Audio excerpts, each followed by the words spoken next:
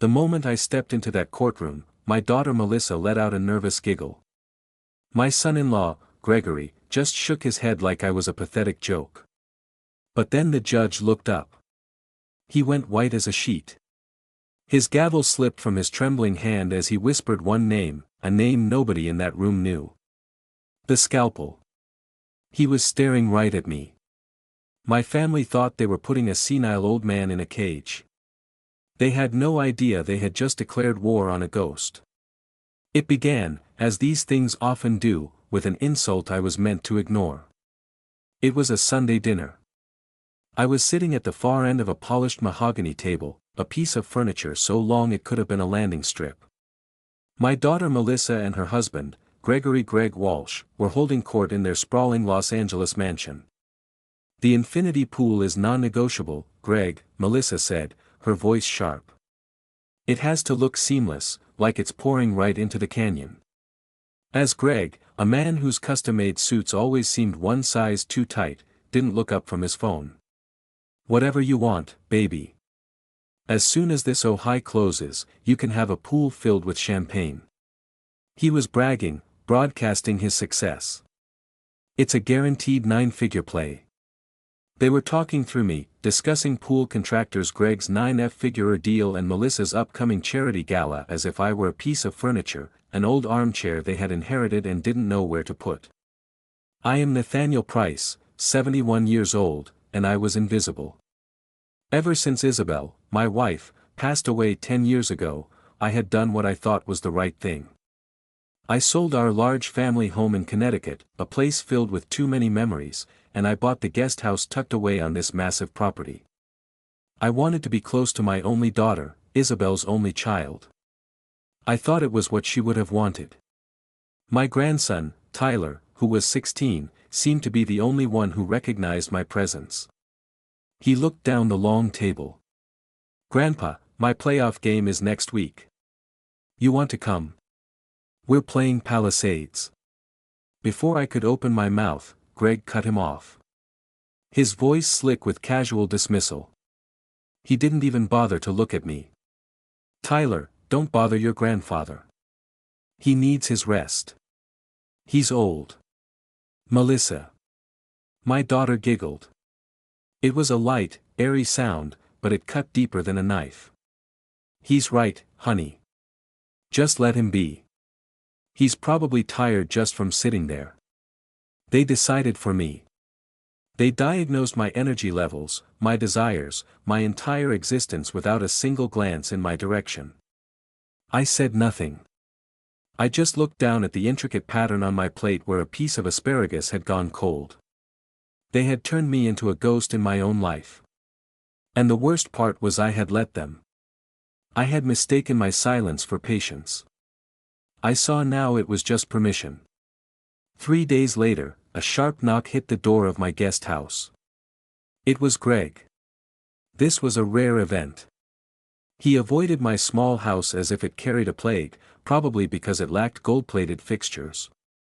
He was holding a ridiculously expensive bottle of wine, which he pushed into my hands with a salesman's smile. For you, Nate. Top of the line. He knew I didn't drink. My cardiologist had made that perfectly clear after my bypass. This gesture wasn't kindness. It was stagecraft. Greg was always a salesman. He sold real estate dreams. He sold the image of a perfect family. I'd seen his type my entire life. They don't just enter a room. They assess its value. He didn't waste time. After one superficial comment about the weather, he got straight to the point. Nate, I am sitting on the opportunity of a lifetime. A resort in Ohio. It's almost a done deal, but we hit a small regulatory snag. I just need a small bridge loan to clear the permits just to show liquidity. And he leaned forward, his cologne overpowering. I know you own this guest house outright. It's just sitting here. All you need to do is put a little leverage against it. $500,000. That's it. He sensed my silence and rushed to close the deal. 6 months tops. I'll give you back $700,000. That's a 40% return, Nate. You can't beat that anywhere. I watched him. He wasn't just enthusiastic. He was desperate. A fine sheen of sweat was gathering on his forehead. Greg, I said, my voice perfectly level. I'm 71 years old. I'm past my risk-taking days. My money is for my retirement and frankly for my medical bills. The answer is no.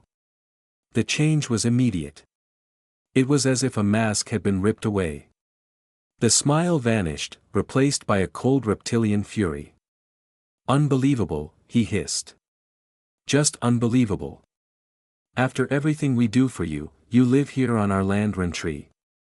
I paid for this house, Greg, I interrupted quietly. And you won't lift a finger to help your own family. My God, you are one selfish old man. He said I lived on his land. He didn't know or had conveniently forgotten. When I bought this guest house 10 years ago, I didn't just buy the house. I also bought the 2-acre parcel of land his sprawling mansion was sitting on. His 99-year lease for a symbolic $1 a year was with me. He was living on my land. He had no idea. He threw the bottle of wine onto my coffee table with enough force to make me wheeze. You'll regret this, old man. You'll regret being so selfish. He stormed out, slamming the door. The vibration made the photograph of Isabel on my desk tremble. A week later, I woke up at 3 a.m. A dull ache was spreading across my chest, radiating down my left arm. It wasn't the sharp, stabbing pain of a heart attack, but the familiar suffocating grip of angina. Stress. My cardiologist had warned me. Don't be a hero, Nate. Call for help. My first call was to the main house, to Melissa. She answered on the fourth ring, her voice thick with sleep and annoyance. Dad, what is it? It's the middle of the night. Honey, I'm not feeling right, I said, trying to keep my voice steady. I've got chest pains. It's not terrible, but can you drive me to the clinic? Just to be safe. A heavy sigh came through the phone. It was the sound of profound inconvenience. Dad, seriously, I have the big charity gala meeting first thing in the morning. The whole committee is coming here. I can't. Just call 911 if it's that bad. Don't overreact. Click. She hung up. She didn't ask how bad the pain was. She didn't ask if I was scared. She told me I was overreacting. The ache in my chest tightened. It wasn't from my heart. It was from somewhere deeper. I called an Uber. I sat in the back of a Toyota Prius, clutching my chest, and let a stranger drive me to the emergency room. It was stress-induced angina. They gave me a nitroglycerin tablet and kept me for observation for 4 hours. By 9 a.m., they discharged me. I called another Uber to take me home. As we pulled up to the property's massive gates, I saw Melissa's pearl-white Range Rover. It wasn't parked at the main house. It was parked outside the Beverly Hills Spa, her charity meeting. They didn't just disrespect me. They didn't just see me as a resource to be tapped. They saw me as a nuisance, a problem to be managed, an errand to be ignored. And that was the moment I knew something had to change. I just didn't know how fast it was coming. The next morning, I was sitting with a cup of black coffee, watching the fog burn off the canyon, when a sharp, impatient knock echoed through my small house. It wasn't Greg. His knock was arrogant. This was professional. I opened the door to a man in a crisp uniform holding a digital scanner and a stiff white envelope. Nathaniel Price, he asked, his voice flat. I am Legal Express Delivery. Sign here. I signed the screen. He handed me the envelope and was gone before I could close the door. It was heavy, not with paper, but with intent. My hands were perfectly steady as I picked up a letter opener from my desk, the same one Isabel had given me 30 years ago. I slid it open and pulled out the contents. The words leaped off the page, cold and precise. It was a legal petition, a lawsuit. Filed in Los Angeles Superior Court. The petitioners were Gregory Walsh and Melissa Walsh. The respondent was me. I scanned the first page. My vision narrowing. They were requesting an emergency hearing. They were seeking a conservatorship. The blood didn't drain from my face. It didn't rush to my ears. Instead, a cold, perfect clarity settled over me. They were accusing me, Nathaniel Price, of being mentally incapacitated. They claimed I was no longer capable of managing my own financial and medical affairs. They were claiming I was senile. It wasn't just an insult. It wasn't just greed. This was a legal execution. They wanted to erase me to turn me into a non-personal ward of the state with them holding the strings. They wanted to make my invisibility official legally binding. I flipped the page. Exhibit A, the evidence. It was a 3-page diagnostic report from a psychological expert named Dr. Peter Lim. I read his assessment. He claimed I exhibited severe signs of dementia, paranoid delusions, and an inability to grasp financial realities. He gravely concluded that I was a danger to myself and my own assets. I stared at the name Dr. Peter Lim, Peter Lim. A cold, dry laugh, more like a cough, escaped my lips. I had never met anyone named Peter Lim in my entire life. I didn't knock. I didn't hesitate. I held the legal petition in my hand, the thick paper a stark white against my age-spotted skin, and I walked. I walked out of my small house across the perfectly manicured lawn that separated my world from theirs and straight toward the main house. The glass doors to the patio were open. I could hear the sound of ice clinking in glasses and light vapid music playing. They were by the pool just as I knew they would be. Melissa was laid out on a chaise lounge, sunglasses on a magazine, balanced on her stomach. Greg was standing by the outdoor bar pouring himself another cocktail. They looked relaxed, untroubled, like two predators who had just set a trap and were waiting patiently for their prey to bleed out. I stepped onto the patio. The music stopped. My shadow fell across Melissa. She sat up, startled, pulling her sunglasses down. "Dad, what are you doing? You're interrupting her." Her voice trailed off when she saw the papers in my hand. She didn't look at my face. She looked at the papers. Greg turned around. A fake smile plastered on his face. "Nate, we were just." Then he saw the petition. The smile didn't just fade. It inverted into a sneer of annoyance before he quickly masked it with false concern. I held up the envelope. "What is this?" Melissa flinched, looking away toward the pool, unable to meet my eyes. But Greg was a performer. He put his drink down, wiped his hands on a towel, and crossed his arms. He was taking a position of power. "Dad," he said, his voice dripping with condescending pity. "We were hoping you wouldn't have to see it like this. We were going to talk to you right before the hearing." "What is this?" "It's for your own good," Greg said, stepping forward. "Look, after that little heart attack incident last week, Melissa and we realized you just can't take care of yourself anymore. You're forgetting things. You're confused. I had indigestion." "Greg," he waved his hand, dismissing my reality. "Ask what you think it was. But you were in pain. You were disoriented. What if it's worse next time you need someone to manage things for you? Someone to protect your finances, to make sure your bills are paid, to handle your medical decisions before you hurt yourself."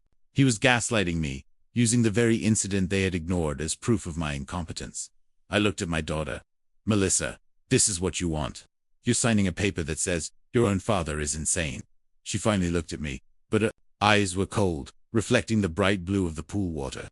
"It's what's best, Dad. We're just trying to help. We love you." "Love," I said. The word felt like ash in my mouth. "You don't even know the meaning of the word." That's when Greg's patience snapped. The mask of the concerned son-in-law fell away, revealing the vulture underneath. He laughed. A short, sharp, ugly sound. "See you in court, old man," he sneered. "Frankly, this just proves our point. You're paranoid." That's exactly what Dr. Lim said. He picked up his drink and raised it in a mock toast. "You better go find yourself a public defender, because I really don't think you can afford a real lawyer." That was it. That was the last straw. That was the moment the man they thought was a frail, Forgetful old ghost died, and something else, something they couldn't possibly have prepared for, woke up. I walked back to the guest house. I closed the door, and the sound of the lock clicking into place was the loudest thing I had ever heard. It was the sound of a line being drawn, a final, definitive boundary. They thought this was the room of a senile old man, a quiet beige box for me to doze in, to be managed in, to be forgotten in. They had never, not once, seen the other door. It was a solid corridor at the back of my walk-in closet, hidden behind a rack of old suits I never wore. It wasn't locked with a simple key. It was locked with a biometric thumbprint scanner. I pressed my thumb to the cold glass. The light flashed green, and a heavy deadbolt slid open with a quiet, expansive snick. I stepped inside. This was my real home. There was no bed, no recliner, just floor-to-ceiling bookshelves, 3 massive computer monitors, a wall of file cabinets, and a dedicated encrypted satellite phone system. The air was cool and still. Greg thought I was a retired pencil pusher, a simple accountant who had managed ledgers for some mid-level firm in Connecticut. He thought my greatest life achievement was saving enough for a comfortable retirement. He had no idea. 30 years ago in Washington, D.C., I was innate. CEOs of Fortune 500 companies, corrupt senators, and high-level politicians. They all had a different name for me. They called me the Scalpel. I was the lead forensic investigator for the Department of Justice. I was the man they sent in when the numbers didn't just look wrong, they looked impossible. I didn't just follow the money. I dissected it. I found the financial tumors, the hidden accounts, the secret ledgers that everyone else missed. I was the man who could and did send 12 high-profile executives to prison with a single spreadsheet. I walked away from all of it. I buried that man. I buried him the day Isabel got her first diagnosis. I traded my secure office and the thrill of the hunt for hospital waiting rooms and chemotherapy schedules.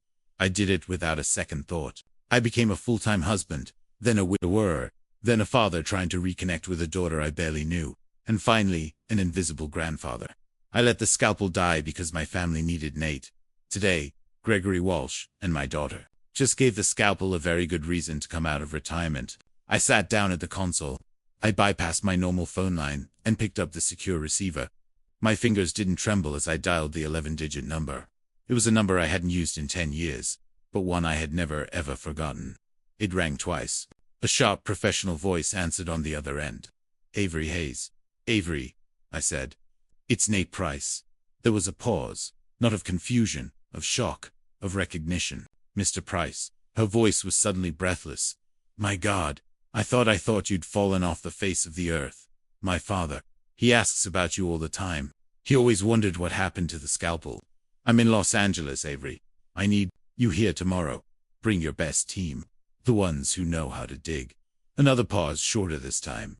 The shock was gone, replaced by the steel. I remembered to say the word, Nate. What did they do? They filed for conservatorship.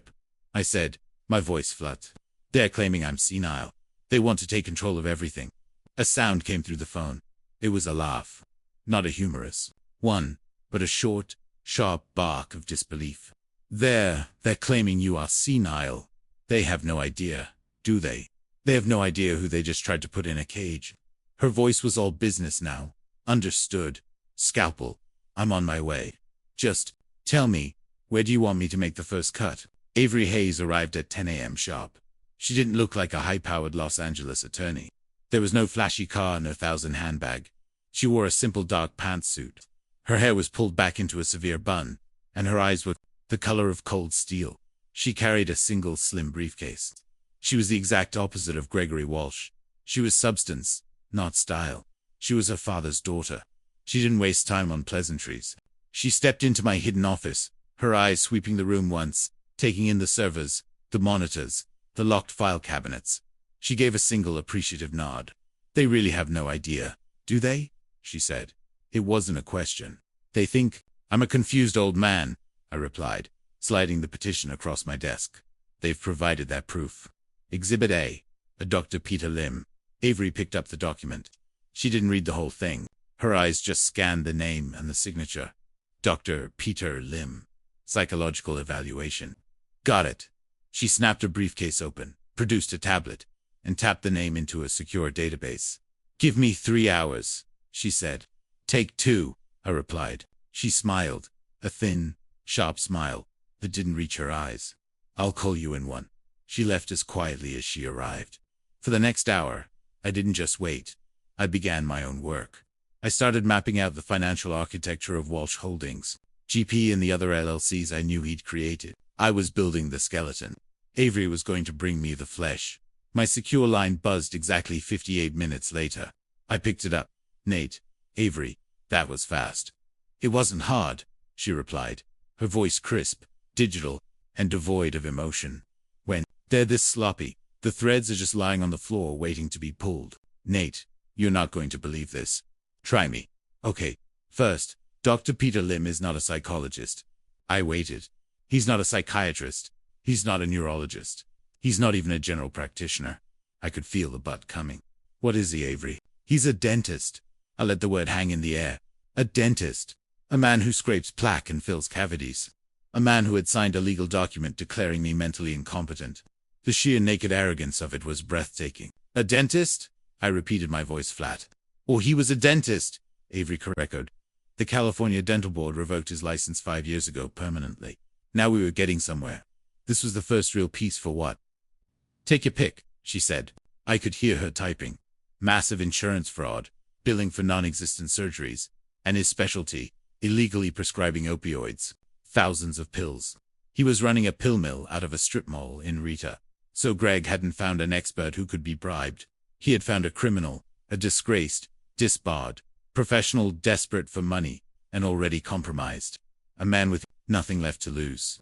This revelation, however, led to the real conflict, the question that mattered more than the answer. "Avery," I said, leaning forward. "That's specific. That's not a name you find on Google. A high-flying real estate developer like Greg doesn't just know a disgraced dentist from a Reseda strip mall. How did he find him?" "That," Avery said, her voice tightening, "is what I spent the last 40 minutes digging into. You're right. It wasn't a social connection. It wasn't a random find. It was a financial one. Go on." "I'm looking at Lim's criminal file right now. When he was arrested 5 years ago, he was facing 10 felony counts. Bail was set at $100,000. He didn't have it. A bail bondsman." I murmured, my mind already connecting the dots. Exactly. A bondsman covered the note. But the bondsman required a guarantor, someone to co-sign to put up the collateral in case Lim skipped town. I felt a coldness settle in my chest that had nothing to do with my heart condition. Who guaranteed the bond? Avery. She paused just for a second, to let the impact land. "A shell corporation, an LLC registered in Delaware with a single-purpose asset management." "What's the name of the company?" I asked, though I already knew the answer. "Walsh Holdings GP," she said. My God. I leaned back in my chair. The pieces didn't just fall into place. They slammed together. Greg hadn't found Dr. Lim last week. He hadn't bribed him last month. He had owned him for 5 years. He paid the man's bail. He likely paid for his defense lawyer. He had kept this dirty, compromised asset on a leash hidden in his back pocket for half a decade. Waiting for the day he would need a doctor to sign a piece of paper. This wasn't an impulsive act of greed, because I refused his loan. The loan request, that was just him testing the waters. This was a contingency. Plainness was premeditated. He had been planning to declare me incompetent and seize my assets for years. "Avery," I said, my voice low and hard. "You've disarmed their primary weapon. You neutralized a medical expert. Now it's my turn. You keep digging on the legal side. Find everything you can on Lim's case files. Find the name of the lawyer Greg hired.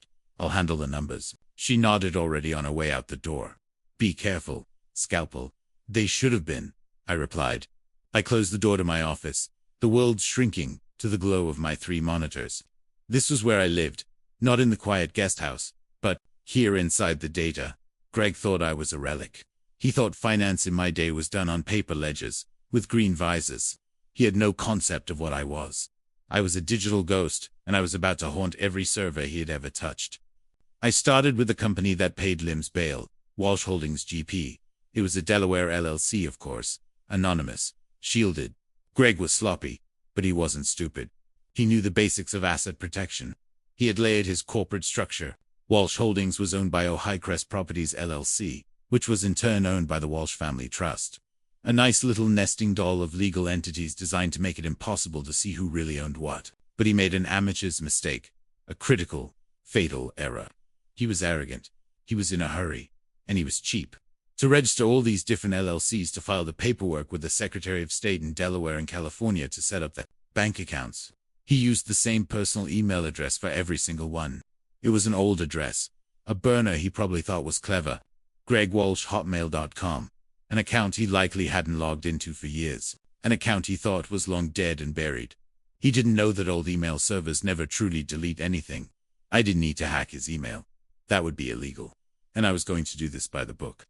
But I didn't need to read his mail. I just needed to see who he was talking to. I ran the email address through a series of databases. I still had access to backdoors into the financial mainframe that the DOJ had set up decades ago and forgotten to close. I was looking for patterns, correspondence with banks, wires, loan applications. Within 20 minutes, I had a hit, a big one. The email address was tied to a secure data room, a virtual vault where lenders and borrowers exchanged their sensitive financial documents. And Greg had been very, very busy. The data room wasn't with a normal bank, not a Wells Fargo or a Chase. It was with a private equity firm, a name that made the hair on my arms stand up. Citadel, Apex Capital. These weren't bankers. They were vulture capitalists. They don't give loans to stable businesses. They find desperate men like Greg, men who have already been turned down by everyone else, and they offer them a lifeline attached to an anchor. I didn't have access to the data room itself, but I had access to the server logs. I could see the file names. I could see the email subjects, and that's all I needed. It was a bloodbath. Greg's 9-figure deal in Ohio wasn't a sure thing. It was a categorical disaster. He hadn't just hit a snag. He had run out of money halfway through construction. He had faked his liquidity reports to get the initial loan. He had lied to his contractors who were now filing liens. He hadn't just blown a few million. The logs showed a total capital burn of $50 million. 50 million. And Citadel Apex had found out. The emails were no longer polite. They were frantic. A flood of automated default notices. Then the personal emails. Greg begging for an extension. Just another 60 days. The project is solid. A temporary cash flow problem. And then the final email, the one that explained everything. It was from Citadel Apex, sent 1 week ago, the day after I refused Greg's $500,000 loan request. It was a capital call. The fund wasn't just angry. They were activating the emergency clause in their contract. They were demanding an immediate lump sum interest payment, not $500,000, $5 million. They gave him a deadline, 10 business days. If he didn't pay, they wouldn't just seize the Ohio property. They would activate the cross-collateralization clause in his contract. A clause I was certain he had signed without reading, which meant they would seize everything. His Walsh Holdings Company, the mansion, Melissa's Range Rover, every penny. In every account tied to his name. They were going to wipe him out. I stared at the screen, the pieces clicking into place with a horrifying perfect logic. He didn't need my $500,000 as a bridge loan. He needed it as a desperate good faith payment to hold off the wolves. And when I said no, he activated his contingency plan. The plan he had been sitting on for 5 years. He didn't just want my little guest house. He wasn't suing me to get control of my retirement fund. He was suing me because he was bankrupt. He was suing me to get his hands on my entire estate, an estate he clearly believed was worth far more than the $500,000 he'd asked for. He needed to liquidate everything I owned, not to build his resort, but to save his own skin. He wasn't just trying to rob me. He was trying to sacrifice me to save himself. A new question formed in my mind. A cold, hard question that settled in my gut. Wait a minute. Greg was bankrupt. He was facing a $5 million capital call. He was a cornered animal, bleeding money from every pore. So where did he get the cash to attack me? A lawsuit like this, even a fraudulent one, isn't cheap. Lawyers, even the bottom-feeding kind he would hire, demand retainers. They don't work on credit. And Dr. Lim, a disgraced disbarred criminal. He wouldn't have signed his name to a piece of perjury for a promise. He would have demanded cash up front and lots of it. Where did Greg, a man who couldn't pay his own bills, get $50 or $100,000 in liquid cash to file this suit? My mind flashed back to the Sunday dinner, to Greg bragging about his Ohio deal, but also to Melissa. What was she bragging about? The pool num. It was her charity, the upcoming gala, the fundraiser. My heart sank.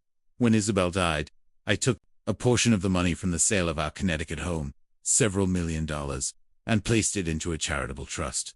I called it the Isabel Price Foundation. Its mission was to fund the kind of early-stage cancer research that might have saved her. I made Melissa the managing director. I thought it would give her purpose, give her a connection to the mother she lost. I was the founder, of course, with full oversight rights, but I had never exercised them. I trusted her. It was my wife's name. It was my daughter. I picked up the phone and dialed the private bank in Boston that managed the foundation's assets. A banker I hadn't spoken to in 5 years answered his voice, full of surprise when I identified myself. Mr. Price. What a pleasure. We usually only hear from Melissa. I'm sure you do, I said, my voice cold. I'm invoking my founders' rights. I need a full detailed statement of all expenditures and transfers from the Isabel Price Foundation for the past 12 months. I need it in the next 5 minutes. Secure email. Sir, that might take some time to compile. 5 minutes, I said, and I hung up. My secure inbox chimed 3 minutes later. The PDF was attached. I opened the file. My hands were perfectly still. I looked at the top line. The total asset value. It was supposed to be well over $3 million. The number staring back at me was $412,000. I scrolled down, my blood turning to ice. The foundation was hemorrhaging money. I saw the usual small donations I expected. $5,000 to a research lab here, $10,000 to a hospice there. And then I saw them, the other charges, administrative fees, consulting fees, event planning services. They were massive. $150,000 paid out 2 months ago. The recipient, Walsh Holdings GP, Greg's company. He had Buell, his wife's charity, for consulting.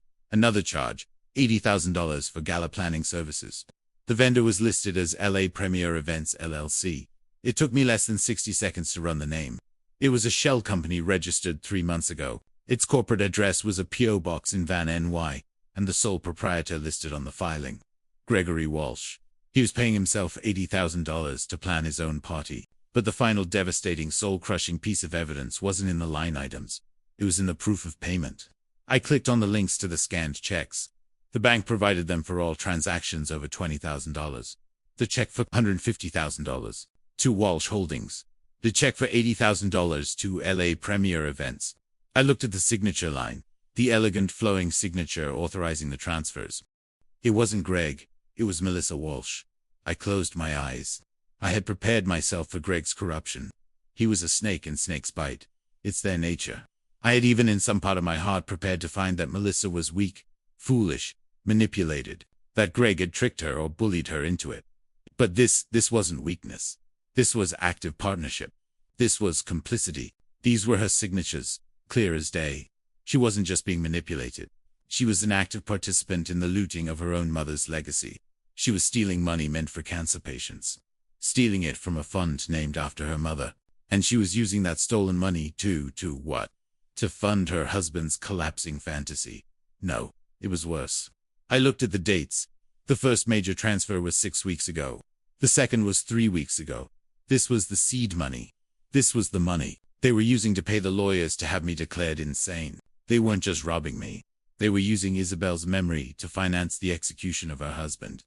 I had thought there was a line of decency, of family, of basic human compassion that my daughter would not cross. I was wrong. She wasn't just lost. She wasn't just weak. She was a co-conspirator. And in that moment, she stopped being the victim in this story. She stopped being my daughter. She became the enemy. I stared at Melissa's signature on the scanned check, the elegant Lupa for M, the signature that had paid the lawyer to declare me insane using her mother's money.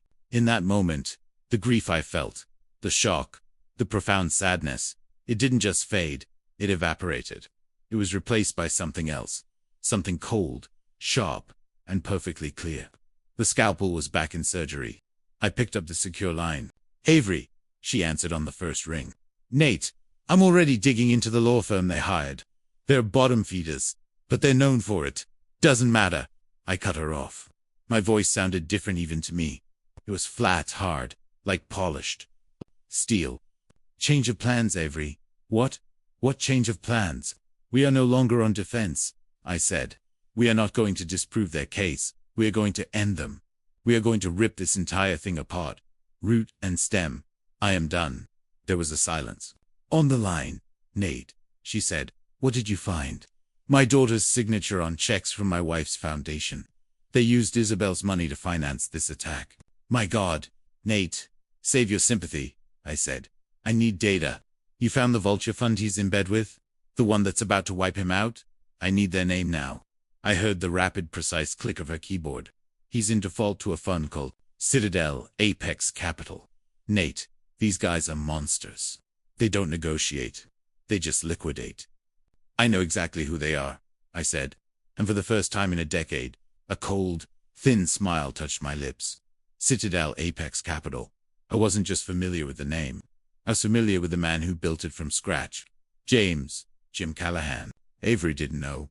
Nobody knew.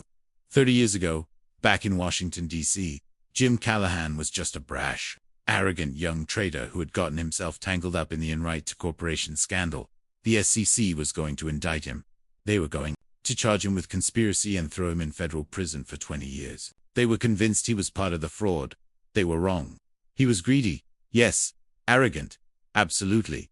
But he wasn't a criminal. Not then. I was the lead investigator on that case. I was the one who spent 3 sleepless nights digging through the server data past the doctored ledgers and found the exculpatory evidence. The original time-stamped trades that proved Jim was a victim of the fraud, not a participant. I saved him. I saved his career. I saved him from prison. I did it because it was the truth, and my job was to make the books balance. Jim Callahan went on to build Citadel Apex into a billion-dollar empire. He never forgot. He had called me once 10 years ago after Isabel passed away.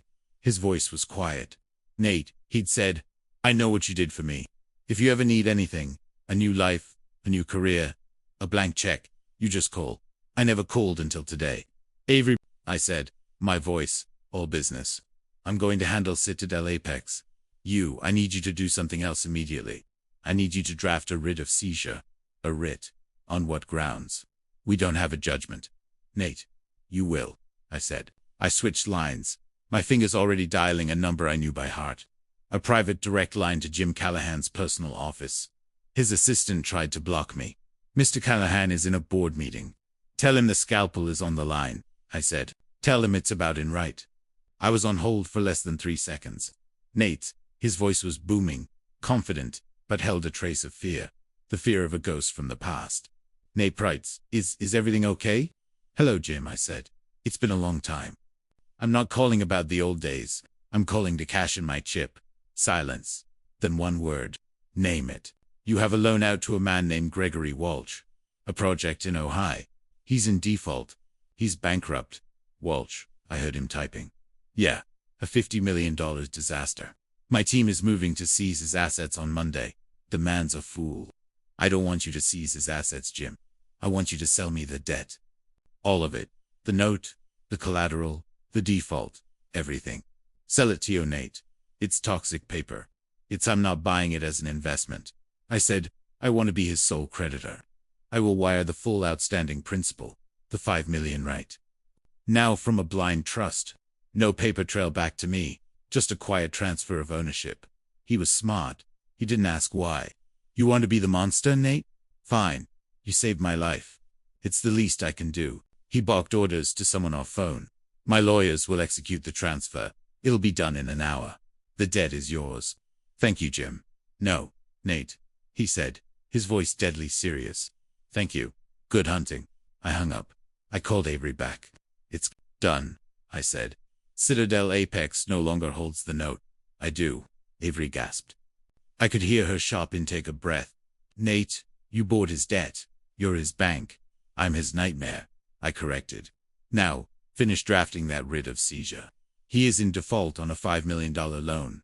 To me, I want the lien on that mansion. I want his cars. I want his Walsh Holdings LLC. I want it all. I'll have the server at his door in an hour. No, I said no. You hold that paper. He's expecting a fight over my sanity. He has no idea his entire life is on the line. We are not going to serve him. We are not going to warn him. I looked at the date on the petition, the court date. We are going to walk into that courtroom, and we are going to hand it to him, right? In front of the judge. We are in a long fluorescent lit hallway, outside Department 5B. Avery Hayes looks at me, her face impassive, holding a single, slim briefcase. Nate, are you ready? I adjusted the cuffs of my shirt. I wasn't wearing the soft sweaters and corduroys they were used to. I wasn't wearing the clothes of a man fading into beige invisibility. Today, I was wearing armor. It was a charcoal gray single-breasted suit from Savile Row. I hadn't worn it in over a decade. The last time I put it on, I was stepping into a hearing room to testify before the Senate Banking Committee. It still fit perfectly. I had my hair cut. I was clean-shaven. I was not the man they thought I was. I was the man I had been. "I'm ready," I said. The doors opened. We walked in. The courtroom was small, beige, and smelled of stale coffee and cheap floor wax. It was exactly the kind of joyless room where lives are quietly dismantled. Greg and Melissa were already seated at the petitioner's table. They were whispering giddy, with anticipation. Their lawyer, a man in a shiny suit with too much gel in his hair, was shuffling papers, looking supremely confident. Then they saw me. I watched my daughter's face. She looked up, saw me in my suit, and a nervous, suppressed giggle escaped her lips. She put her hand over her mouth, but her shoulders were shaking. She leaned over and whispered something to Greg. I could almost hear it. "Look at him. Dad thinks this is a funeral or something." Greg just looked at me. His eyes ran over my suit, my posture, and he just smirked. He shook his head slowly, a look of profound pitying contempt on his face. To him, this wasn't dignity. This was a pathetic last-ditch effort. A dying animal, puffing up its fur. His lawyer glanced at me, sized me up as a frail 71-year-old man playing dress-up and dismissed me. He turned back to his notes. They had no idea. I sat down at the respondent's table. Avery placed her slim briefcase on the table and sat beside me, a pillar of quiet, coiled strength. We said nothing. We just waited. "All rise," the bailiff intoned, his voice bored. We stood. The judge entered from a side door, robed, looking tired. He looked like a man who had seen too much and was paid too little. He settled into his high-backed chair, the leather groaning under his weight. "Please, be seated." He put on a pair of gold-rimmed reading glasses and picked up the day's docket. His nameplate read, Judge John Carmichael. "Good morning," he mumbled, his voice a monotone. "We are here for the first item on the docket. Case number 881B, in the matter of the conservatorship of Nathaniel Price." He read the name, then, as procedural dictated, he looked up from his papers. He looked over the top of his glasses to identify the respondent. He looked right at me. The air left the room. The judge didn't just pause. He froze. His face, which had been a mask of tired bureaucracy, went white. Ashen, his eyes magnified by the glasses, widened in disbelief. The cheap ballpoint pen he was holding slipped from his fingers. It clattered loudly onto the wooden desk, the sound echoing in the dead, silent courtroom. Greg and Melissa were staring at him, confused. Their lawyer looked up, annoyed by the interruption. The judge's hand, the one that had dropped the pen, was visibly shaking. He stared at me, his mouth slightly open. He leaned forward, forgetting himself into the Gusinek microphone on his desk. And in a voice that was meant to be a whisper, but was caught and amplified, a voice of pure, unadulterated shock, he said one thing. "My God, is that really him?" Every head in the courtroom swiveled. They weren't looking at the judge anymore. They were all staring at me. Greg and Melissa's faces were blank with confusion. What was happening? This wasn't part of their plan. I recognized him, too. Oh, yes, I recognized him. John Carmichael. But the man I knew wasn't a 60-year-old judge with a weary face. The man I knew was a 35-year-old assistant U.S. attorney, terrified, ambitious, and in way over his head. He had been handed the biggest case of his young career, the Unite Corporation fraud. $1 billion house of cards. And he was losing. His case was falling apart. His star witnesses were discredited. He was about to lose. And it would have ended his career before it began. Until his expert witness took the stand. I was that expert witness. I was the man they brought in when the numbers were a tangled mess of lies. I was the one who in a single day took $1 billion fraud and laid it bare on a single spreadsheet for the jury to see. I was the one who put 12 CEOs and their accountants in prison. John Carmichael hadn't just known me. I had made him. I had handed him his career on a silver platter. Judge Carmichael's face was pale. He gripped the edges of his desk. He was no longer looking at a senile old man. He was looking at a ghost from his past. He was looking at the man they used to call the scalpel. He finally tore his eyes away from me and slowly deliberately turned his gaze to the petitioner's table. He glared at Greg's slick, smiling lawyer. "Counselor," the judge said, his voice no longer tired, but sharp, cold, and dangerous. "Are you aware of who your respondent is?" The lawyer, baffled, stood up. He's Nathaniel Price, Your Honor." A retiree, Judge Carmichael let out a short, harsh breath. It wasn't a laugh. It was a warning. "No, counselor," he said, his voice ringing through the silent room. "That is the scalpel price. Good luck. You're going to need it." Greg's lawyer, a man named Fierro, looked like he had just swallowed a bug. He was visibly sweating. He looked over at Greg, who made a sharp, furious gesture with his hand. "Get on with it." Fierro, visibly rattled by the judge's reaction, shuffled his papers. "Your Honor, the petitioners call our first and primary witness to the stand, Dr. Peter Lim." A side door opened. A small, greasy man in an ill-fitting suit skewered into the courtroom. He looked less like a doctor and more like a man who lives in a basement. He avoided looking at anyone, especially the judge.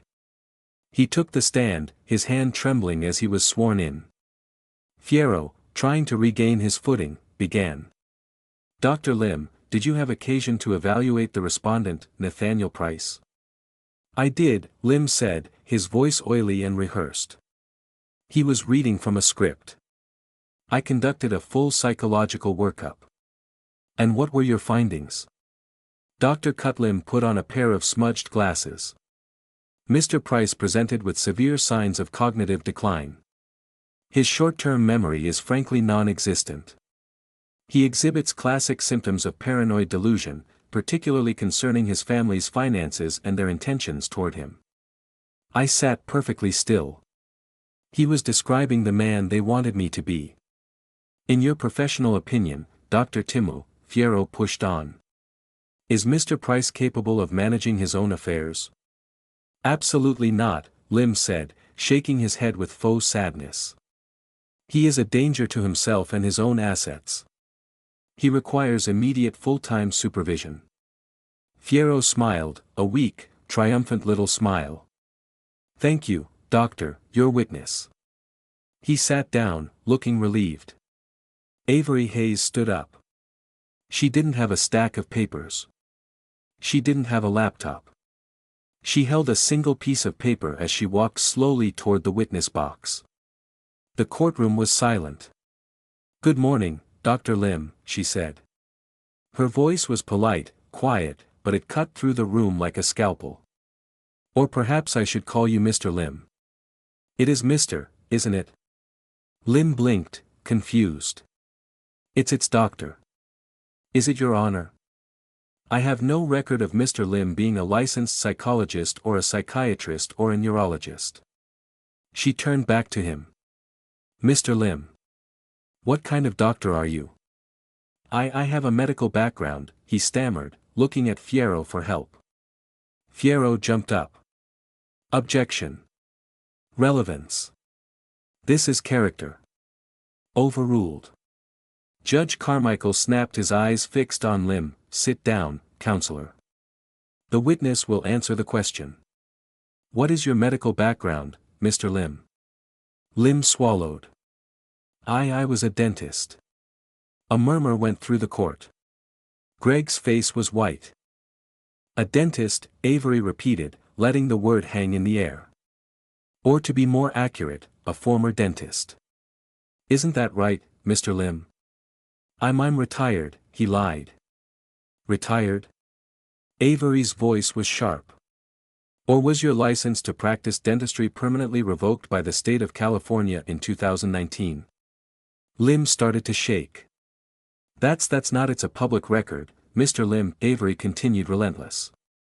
"Revoked for gross misconduct, specifically for insurance fraud and for operating an illegal prescription pill mill out of your Rita office. Is that correct?" Lim had no answer. He was a cornered rat looking wildly between Greg and the judge. Greg's lawyer was on his feet again. Objection. Objection. This is badgering. This is cross-examination, counselor, the judge barked. And it's fascinating. Please continue, Ms. Hayes. Avery took a step closer to the box. Just one more question, Mr. Lim, for your expert opinion. Did you or did you not receive a payment of $25,000 from a corporation named Walsh Holdings GP 3 days before you signed this fraudulent diagnosis? Objection. Fierro screamed, his voice cracking. Speculation, no foundation. Avery didn't even look at him. She turned to the judge. Your Honor, I have the bank transfer record right here. She walked to the overhead projector and placed the single sheet of paper onto the glass. The image flashed onto the wall, a stark black and white receipt fawn for the entire courtroom to see. From Walsh Holdings GP to Peter Lim, amount $25,000, all memo. Consulting judge Carmichael's face turned a deep furious red. He glared at Lim, who looked like he was about to be sick. Mr. Lim. The judge's voice was a low growl of thunder. You are under oath. You have just committed blatant egregious perjury in my courtroom. You have filed a fraudulent document with this court in a criminal conspiracy with the petitioners. He pointed a shaking finger at the bailiff. Bailiff, take this man into custody. He is under arrest for perjury. The sound of the handcuffs clicking shut echoed in the stunned silence. Melissa let out a small, terrified squeak. Greg was rigid, staring at his star witness being led away. Their entire case had just been put in handcuffs. Greg's lawyer, Fierro, was completely adrift. He was sputtering, his notes scattered. His star witness was in handcuffs. His entire case had evaporated, and the judge was looking at him like he was something he'd scraped off his shoe. Greg was beyond pale. He was a furious blotchy red. He was vibrating with rage. He grabbed Fierro by the sleeve and hissed something in his ear. Fierro, looking terrified of his own client, stood up shakily. Your Honor, he stammered. My client, Mr. Walsh, would like to take the stand to clarify this unfortunate misunderstanding. Judge Carmichael raised an eyebrow. Oh, he does he? He wants to testify. After his primary witness was just arrested for perjury in a conspiracy with him, the judge looked at Avery. Ms. Hayes, any objection? Avery stood. Not at all, Your Honor. We would be delighted to hear what Mr. Walsh has to say. Very well, the judge said, his voice laced with ice. Mr. Walsh, take the stand. You are, of course, under oath. Greg shoved his way to the witness box, practically pushing the bailiff aside. He was trying to project confidence, but he was a man drowning, and he was just making more bubbles. He sat down, gripping the railing of the box until his knuckles were white. Your Honor, Greg started his voice, a slick, practiced performance of a wounded victim. He was trying to speak directly to the judge, ignoring Avery, ignoring me. This is a travesty. My wife and I, we are worried about him. That's all this has ever been about. He pointed a finger at me. He is confused. He's paranoid. He locks himself in that little house for days. He hides his finances. He accused me of trying to steal from him. For God's sake. All we wanted to do was help him, to protect him from himself. And now this. He was trying to look heartbroken. It came across as monstrous. He's not lucid, Your Honor. He doesn't know what he's doing. Fierro, seeing an opening, asked. So, your only motivation was concern for his well-being? 100%. Greg said, oozing false sincerity. Thank you, Fierro said, sitting down, looking as if he'd just dodged a bullet. Avery stood up again. She walked toward him, not with aggression, but with a kind of surgical curiosity. Mr. Walsh, she began, her voice quiet. You just testified under oath that my client, Mr. Price, is not lucid and paranoid. That's right, Greg said, puffing up. He's deeply confused. And his confusion, it centers on his finances. You said, yes, absolutely. He doesn't understand money. He's from a different time. He doesn't grasp modern finance. I see, Avery said, nodding. Is that why you believe he's not lucid? Because he doesn't understand modern finance. It's a major part of it. Yes, Greg said confidently.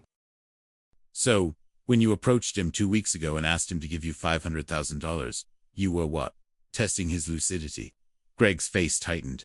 I was offering him an investment, a chance to be part of the family's success.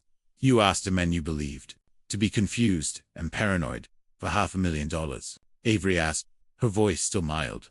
Greg saw the trap and tried to dance around it. It was his refusal that proved our point. I offered him the deal of a lifetime. A golden opportunity. A guaranteed 40% return in 6 months on my Ohio resort. Project it was a slam dunk. He turned to the judge again, playing the reasonable man. Your Honor, he refused. He said it was too risky. He was too senile. Too scared to see a golden opportunity when it was staring him in the face. That's when Melissa and I knew he had truly lost it. He was no longer capable of making sound financial decisions. He was letting his paranoia get in the way of a fortune. He had done it. He had under oath linked his entire claim of my senility to my refusal to give him money. He had built his own gallows. Now Avery was going to kick the chair. A golden opportunity. Mr. Walsh, Avery asked. She was no longer curious. Her voice was cold. A slam dunk. Absolutely, Greg said. Arrogance, alas. That project is gold. Is that why the project is currently $50 million over budget and facing 16 contractor liens for non-payment? The color drained from Greg's face. He stammered. That's a lie. That's privileged information. How? It's not privileged when you're in default, Mr. Walsh, Avery said, her voice rising, each word a hammer blow. And this golden opportunity is in fact a sinking ship, isn't it? Isn't it true that your primary lender, Citadel Apex Capital, found you in breach of your loan covenants and issued a capital call for $5 million due 10 days ago? Greg was speechless. He was literally opening and closing his mouth, but no sound was coming out. He looked at Firo, who was staring at his client in pure horror. A $5 million demand, Mr. Walsh, and you didn't have it? You were and are completely, hopelessly bankrupt, weren't you? No, Greg finally roared, his composure shattering. It's a temporary cash flow problem. The project is sound. Is it you were bankrupt? Avery pressed, relentless. You had no money. Your credit was frozen, and yet you found the money to hire Mr. Firo. You found $25,000 in cash to bribe a disgraced dentist. She took a step closer. My question, Mr. Walsh, is where did you get that money? Greg was trapped. He looked at Melissa. He looked at the judge. He had no answer. Avery provided it for him. You got it, she said, her voice dropping, filled with contempt. From a charity. You got it from the Isabel Price Foundation. At the sound of her mother's name, Melissa, who had been frozen in her seat, let out a tiny choked sound. Isn't that right, Mr. Walsh? Avery thundered. When you were broke, when your empire was collapsing, you turned to your wife and you had her sign checks. You convinced her to steal from her dead mother's cancer charity. You can't prove that, Greg spat. I can, Avery said. She held up a new set of documents. $150,000 paid to Walsh Holdings for consulting fees. $80,000 paid to LA Premier Events, a shell company you own for gala planning. A total of $230,000 embezzled from a fund for cancer research. She turned and looked for the first time at Melissa. He didn't just lie to the court, Melissa. He lied to you. That's when my daughter broke. She shot to her feet, her face a mask of disbelief and rage, and she screamed at her husband. You lied to me. You told me those were legal administrative fees. You told me it was all approved. You were stealing from my mother. Greg finally, completely lost it. All the charm, all the performance, all the arrogance boiled away, leaving only the raw, ugly, desperate man underneath. He stood up in the witness box, his face purple, and he pointed a shaking finger, not at Avery, not at Melissa. He pointed it at me. Shut up, Melissa, he shrieked, his voice cracking. Just shut up. This is all. It's his fault. All of it. That selfish old man. He had the money. He could have fixed everything. He just had to write a check. And he said, no, he made me do it. It's all his fault. The courtroom was chaos. Melissa was sobbing a hysterical, ugly sound. Greg was screaming at her to shut up his face, a mask of purple rage. His lawyer, Fear, was desperately trying to object.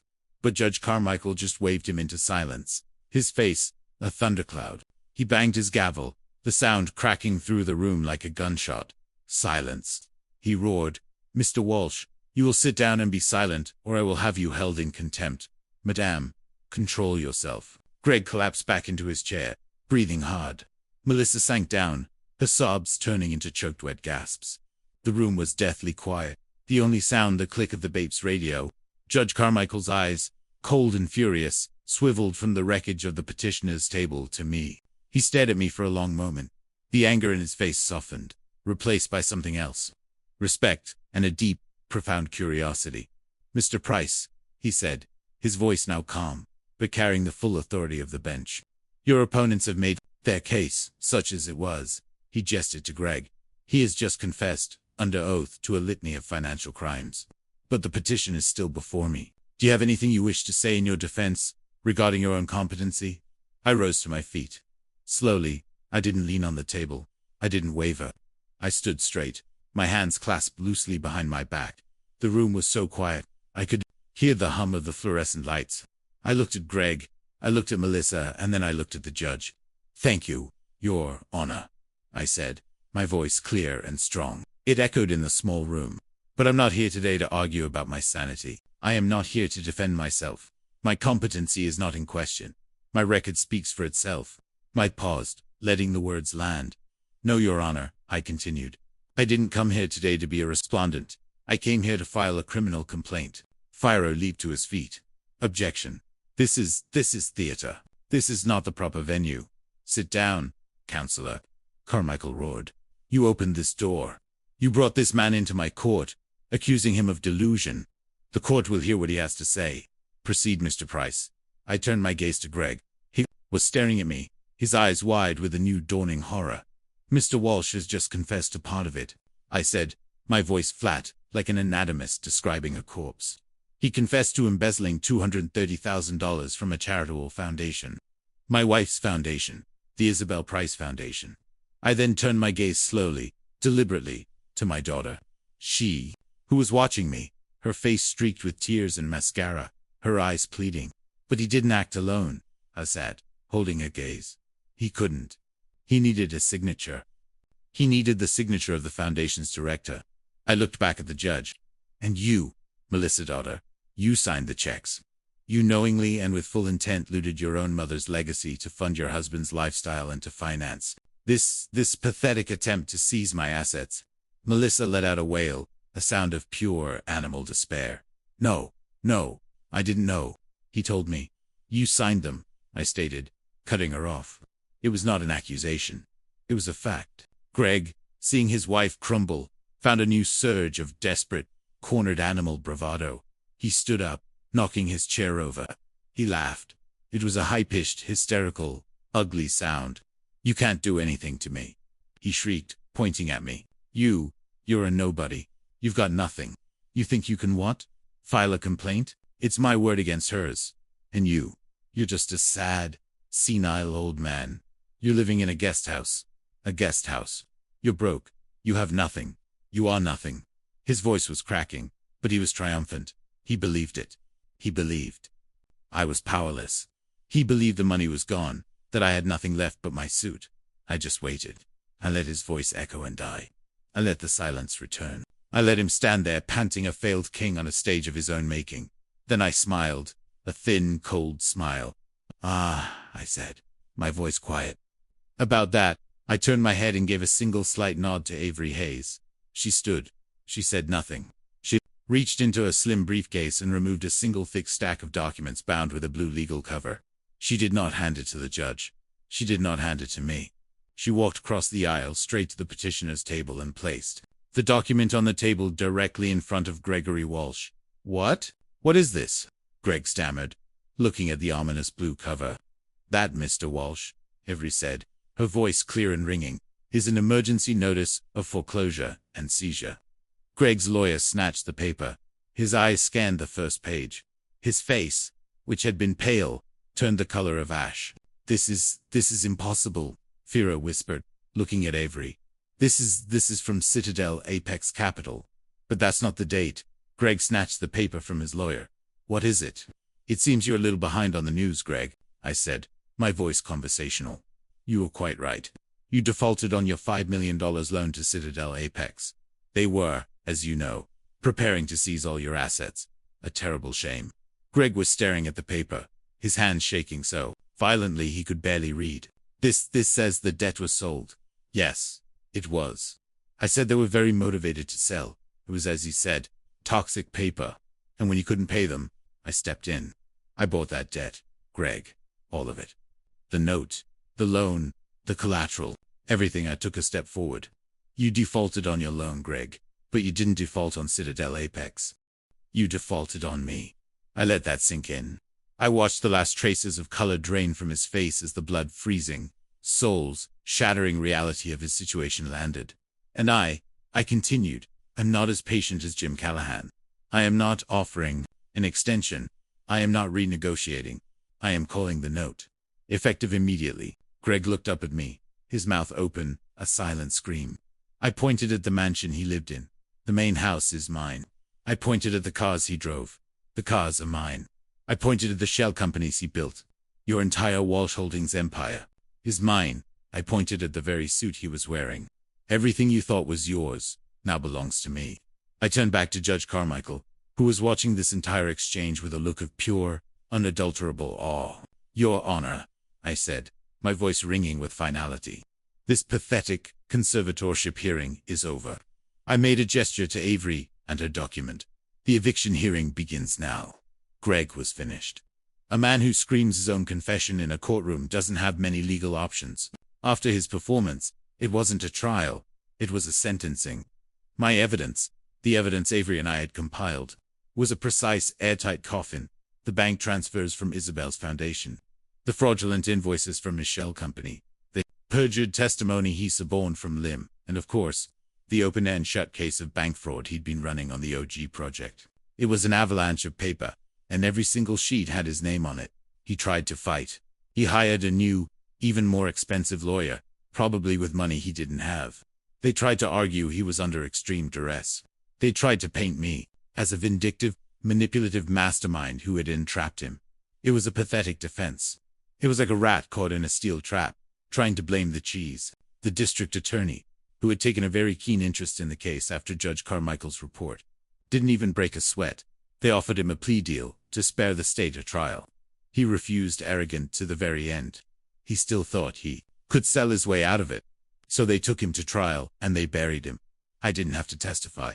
Avery's documentation, my financial forensics did all the talking. The jury was out for less than an hour. They found him guilty on 12 counts of wire fraud, securities fraud, and aggravated embezzlement. The judge looked at Greg, this man who had stood in a courtroom and tried to destroy a man's life to cover his own crimes, and he made an example of him. He wasn't given a slap on the wrist. He wasn't sent to a white-collar country club prison. He was sentenced to 10 years in a state penitentiary. 10 years. I watched them lead him away, no longer in his custom suit, but in an orange jumpsuit. He was finally, truly, out of cards to play. The books were balanced. Melissa was the hardest part. She was my daughter. She was Isabel's blood. But she was also a co-conspirator. The evidence was undeniable. Her signature was on the checks. He had sat there week after week, living a life of luxury, knowing it was being paid for by money stolen from her mother's grave. Her lawyer approached me, begging, pleading. Mr. Price, she was manipulated. She was a victim of psychological abuse. Greg controlled her. I looked at him. Did Greg hold the pen? Did he force her hand to write her own name? She is a grown woman. She made a choice. He asked me to speak to the DA, to ask for leniency, to write a letter in her defense to say she was a good person who made a mistake. I said no, I would not interfere. This was not about revenge. This was about consequences. I had spent 10 years allowing her to live without any. I had enabled her weakness, her greed, her casual cruelty. To step in now to save her from the fire she had helped set would be the final worst act of a failed father. She had to stand on her own. She had to face the ledger. She was indicted just as Greg was, but she was smart. Unlike Greg, she saw the end of the line. She took the plea. She pled guilty to felony misuse of charitable funds. The judge was less harsh. He saw her tears. He heard her testimony about Greg's control, but he also saw the bank statements. She was sentenced to 3 years of formal probation. She was ordered to pay back every single cent, all $230,000 to the Isabel Price Foundation. And finally, the judge added one last condition: 2,000 hours of mandatory community service. Not picking up trash on the highway, not filing papers in an office. He assigned her to the Glenwood Gardens nursing home, specifically to the locked ward dementia and Alzheimer's unit. For the next 2 years, my daughter, the woman who tried to have her father declared legally senile so she could steal his money, would spend every weekend bathing, feeding, and cleaning up after men and women who were truly lost. Men and women who didn't know their own names, who couldn't remember their children's faces. I wanted her to see it. I wanted her to smell it. I wanted her to understand in her bones the reality of the weapon she had tried to use against me. It was a just sentence. It was perhaps the only education she had ever truly received. 6 months passed. The silence that fell over the property was absolute. The grand, ridiculous mansion that Greg and Melissa had built was gone. I had it sold at auction. The land had sat on the guest house. My guest house. I sold that, too. All of it. The proceeds went to 2 places. Half went to refill and substantially grow the Isabel Price Foundation, which was now under new professional management. The other half went into a trust for my grandson, Tyler, locked away until he turns 25. I was in the guest house. It was empty, just stacked cardboard boxes, the walls bare. I was in my hidden office, packing the last of my files. The monitors were dark. The scalpel was going back into retirement. I heard a hesitant step on the porch. Not a knock, just a presence. I walked to the door. It was Melissa. She was transformed, but not in the way a spa or a new dress transforms. A person. She was hollowed out. The designer clothes were gone, replaced by a cheap faded blue volunteer smock with Glenwood Gardens embroidered on the pocket. Her hair was pulled back. Her face was pale thin. She looked 10 years older. The entitlement, the casual cruelty, the arrogant little giggle, all of it was gone, burned away. Her hands, which were once perfectly manicured, were red and raw. She just stood there in the doorway, watching me tape up the last box. Her voice, when it came, was not the voice I remembered. It was a rasp. Quiet, rough, and dead. Why? I stopped what I was doing. I didn't turn around. Why? What, Melissa? Why did you do it? She said, her voice trembling, not with sadness, but with a deep, exhausted rage. Why did you let it go so far? You knew. Don't pretend you didn't. You're him. You knew what Greg was. You knew what he was doing. She took a step into the empty room. You could have stopped us at any time. When Greg asked for the $500,000, you could have just said, "No, I know you're broke." You could have shown me the papers then. You could have warned me. Her voice cracked and a single hot, angry tear ran down her face. But you didn't. You let us. You let me sign those checks. You let us file that lawsuit. You sat there in your little house and you watched us destroy ourselves. You didn't have to ruin us. You didn't have to send him to prison. You didn't have to do this to me. She pointed at her cheap uniform. You wanted this. You wanted to punish us. I slowly taped the box shut. I pressed the tape down, smoothing it with my hand. Then I turned to face her. I looked at this stranger who was my daughter. Because if I had stopped you, Melissa, I said, my voice quiet, you would have learned nothing. You would have hated me for a week. You would have called me a paranoid, controlling old man.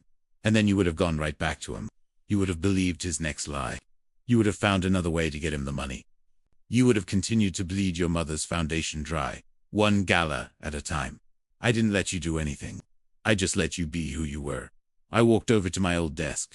When you were 10 years old, you stole $50 from your mother's purse. You wanted a toy, and she had told you no. Melissa flinched, her eyes wide. She remembered. Isabel found out. I continued. She knew it was you, and she cried. She cried for an hour in the bathroom, thinking she had failed as a mother. And then she came out, and she hugged you, and she never said a word. She put $50 of her own money back in the purse. She forgave you because her heart was soft. She wanted peace. I looked at her, my eyes as hard and clear as glass.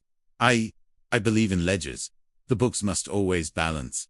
Melissa, you never paid for that first theft. So, you just kept stealing bigger and bigger things. You didn't respect me. Greg didn't respect me.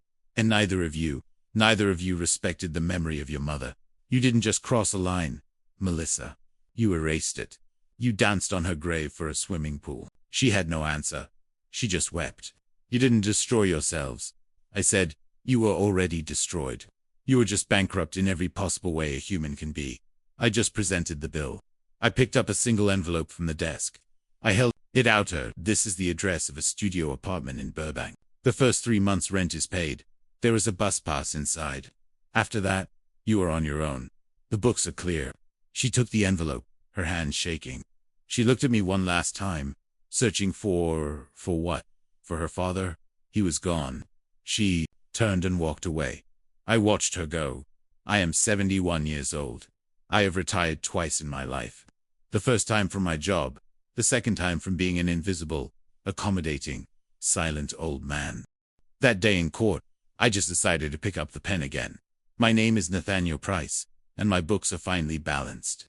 This entire ordeal taught me a painful necessary lesson. I learned that silence should never be mistaken for weakness. For 10 years, I allowed my love for my family to blind me to their contempt.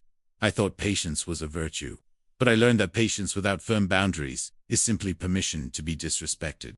True strength isn't about how loud you can shout. It's about knowing the precise moment to make your move and having the discipline to wait for it. I didn't want revenge. I wanted accountability. Sometimes the most profound act of love for oneself and even for others is to finally and decisively balance the books. What would you have done in my position? Let me know your thoughts in the comments below. And please like and subscribe if you believe that true respect is something that must be earned.